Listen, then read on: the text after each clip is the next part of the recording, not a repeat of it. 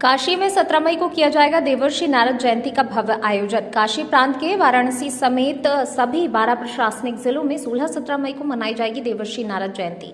रोहित सेठ संग मनीषा आदि पत्रकार देवर्षि नारद जयंती एवं पत्रकार सम्मान समारोह का आयोजन मंगलवार ज्येष्ठ कृष्ण द्वितीया को काशी हिंदू विश्वविद्यालय के विज्ञान संकाय के महामना सभागार संगोष्ठी संकुल में आयोजित की गई। इस दौरान आत्मनिर्भर भारत के निर्माण में पत्रकारिता की भूमिका विषयक संगोष्ठी के मुख्य वक्ता एवं कार्यक्रम के मुख्य अतिथि के रूप में प्रोफेसर बलदेव भाई जी शर्मा, कुलपति कुशाभाऊ ठाकरे, पत्रकारिता विश्वविद्यालय रायपुर छत्तीसगढ़ रहेंगे। उक्त जानकारी विश्व संवाद का केंद्र काशी कार्यालय पर आयोजित पत्रकार वार्ता में देवर्षि नारद जयंती के काशी प्रांत के संयोजक डॉक्टर हरेंद्र कुमार राय एवं विश्व संवाद केंद्र काशी के उपाध्यक्ष डॉक्टर हेमंत गुप्त संयुक्त रूप से संबोधित करते हुए दी।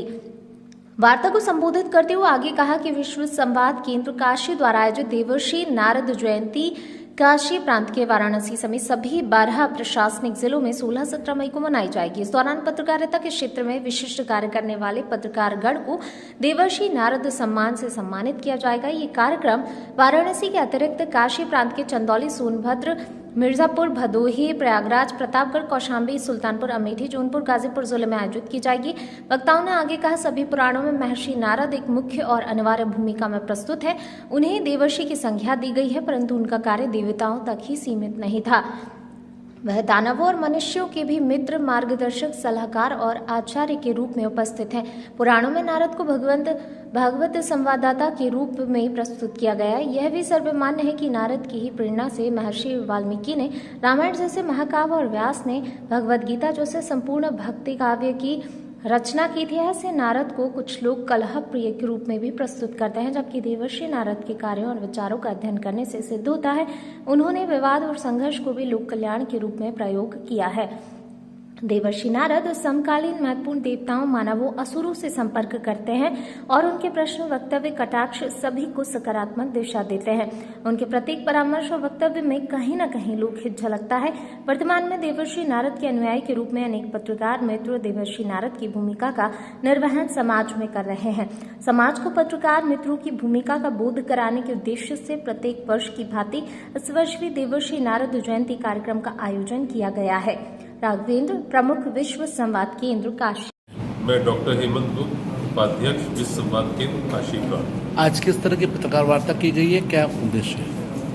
आज की पत्रकार वार्ता नारद जयंती विश्व संवाद केंद्र हर वर्ष मनाता है।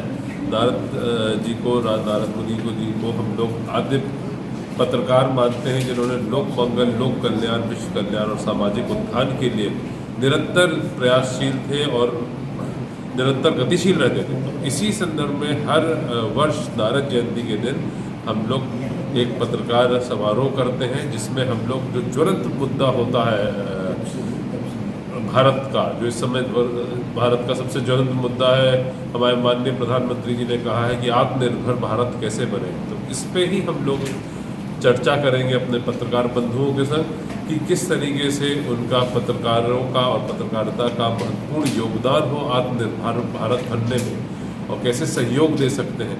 इस पे हम लोग का निरंतर चिंतन मनन चलेगा और उस दिन हम लोग अपने जो पत्रकार बंधु हैं, जो निरंतर सतत प्रयासशील रहते हैं, खुद गुमनामी में रहते हैं, लेकिन समाज कल्याण के लिए कार्यरत रहते हैं, उनका सम्मान करना हमारा मुख्य उद्देश्य है।